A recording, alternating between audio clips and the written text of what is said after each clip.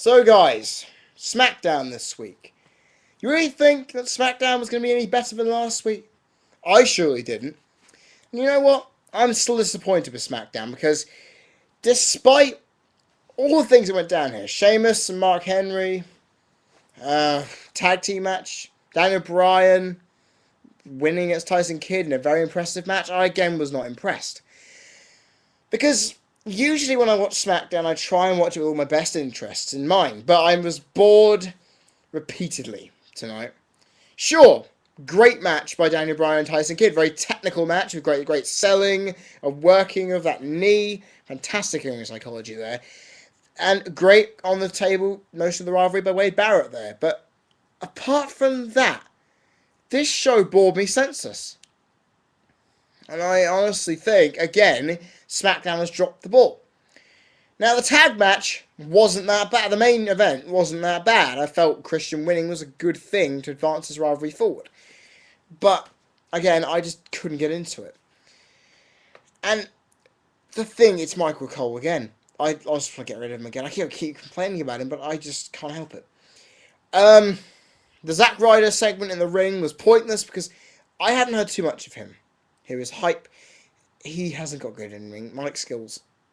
He got squashed by Ezekiel Jackson. I don't like Ezekiel Jackson either because he can't talk on the mic and wrestle for the best part. And you know what?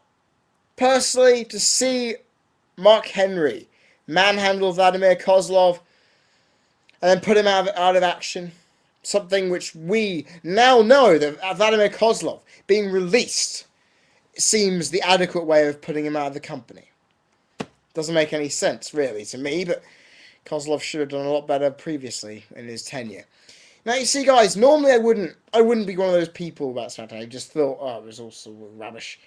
The thing is, even the opening segment tonight, what opening segment?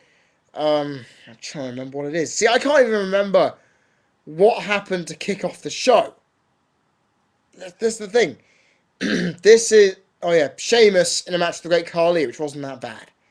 Sheamus winning, he's actually getting quite over, but SmackDown is boring me shitless right now. And I don't know what it is. If it's compelling storylines, what? The fact that 2 weeks, 3 weeks running, I haven't had a good SmackDown on me and I'm getting annoyed with it. And I spent most of the time watching old promo videos from pay-per-views online because I really was not interested. Now, I know some of you out there, I know MSDC Punk, I know you said in your video it's a big improvement from last week because you agreed it was rubbish last week. But it was a small improvement on the fact that they had a great wrestling match, some good promo time for Sheamus, and a good resulting ending to that main event match. But the other thing was the Divas heel turn by Natalya. Good idea. But apart from those things, the match was a throwaway again. I don't know, but just I keep getting frustrated with SmackDown. And it is really annoying me. And I will once again state, well, SmackDown, you're not pleasing me, man. SmackDown used to be my weekly fix of wrestling, but now I can't get into it. I'm really starting to lose my faith in SmackDown. And unless they get something good in, then this will be there'll be just a continuing downward spiral. In other news, I want to bring an update on my opinions on the big news story of the day. This will not be in the news because it's so big and people already know that there have been many releases today in the WWE universe. We've had, as I've mentioned, Vladimir Kozlov being released. No big loss.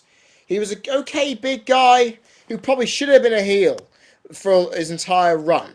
But you know what? He didn't do anything big. Chris Masters being released, I felt disappointed because the guy has good in-ring skills, good mic work when he originally did have his stint in the company. But seeing him not around now, it's not much. He said apparently he was going to get this big push, but he was never given it, was he?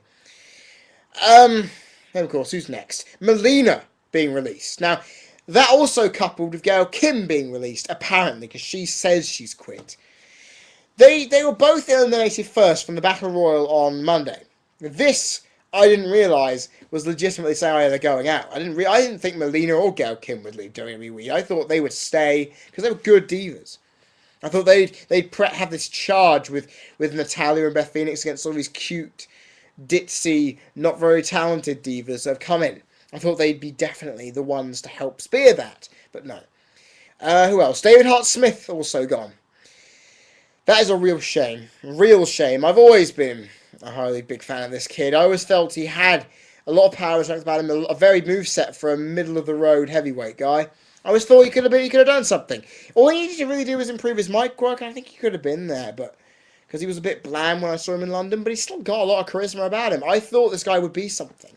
Obviously, we now know why Tyson Kidd is still there wrestling on SmackDown, unless he gets released in the upcoming days. We'll find out what happens then. Who else is gone? I don't know who else is gone. If I've missed anyone, do point it out down there. And I think they've released the wrong people. If I was going to release anybody, it would be JTG, Hornswoggle, Trent Beretta, Heath Slater I'd release. I'd get rid of... I'd keep Santino Marella just for the hell of it. I would get rid of those fringe talents that no one uses. Get rid of some of the divas too, who that aren't Melina or Gail Kim, like AJ, like Caitlyn, like people like that who actually can't wrestle.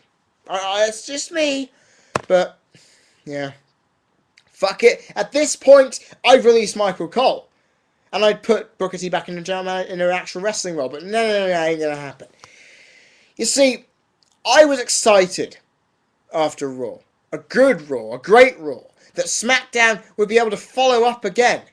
But no, SmackDown just completely misses the mark. It's like WWE puts all its efforts into Raw, and it's just like a train. It starts off the fire, the burning fire of the coal-powered engine, spurting out all it could. And then at the end of the carriage, you've got the simpletons who are extremely tired, poor, who can't eat anything, who are worn down and can't do anything to contribute to anything. That is what SmackDown is right now. Now, I mean, NXT and Superstars should be in that category, because they're not being done as well as Raw either.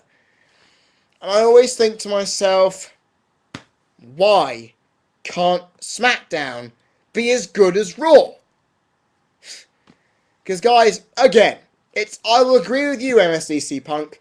It's a big improvement on last week. But SmackDown being better than last week does not say much. Because this SmackDown was boring, tedious, and only had a few good areas to make me smile and actually get out of my seat. Daniel Bryan is probably the one... Daniel Bryan, Wade Barrett, and possibly Sheamus are the only reasons I am still watching SmackDown. Because I'm going to give an ultimatum out, right? I am off on work experience in a week's time, a week after next, right? I will watch SmackDown on that Friday before the SummerSlam, okay? I will watch that SmackDown. If I'm not duly impressed, I will switch off SmackDown and look at spoilers to keep myself interested, because I am not giving two shits about SmackDown right now. You heard it here first. Guys, I've been Queen Crazy. You've been people watching. This is my SmackDown reaction. Q&A questions on my channel. Like, subscribe, comment. You know the gist. I will see you guys on Sunday for my rant on how to define fuck it. That's fast in the future. How to define a legend is past. Because I'm going to look at Los Angeles. I already said Yeah, see, it's tired. It's just gone midnight. I'm frustrated. SmackDown, get your act together. Because I am not going to give any more interest after next week if you can't step up to the mark. See you guys. I'm off to bed.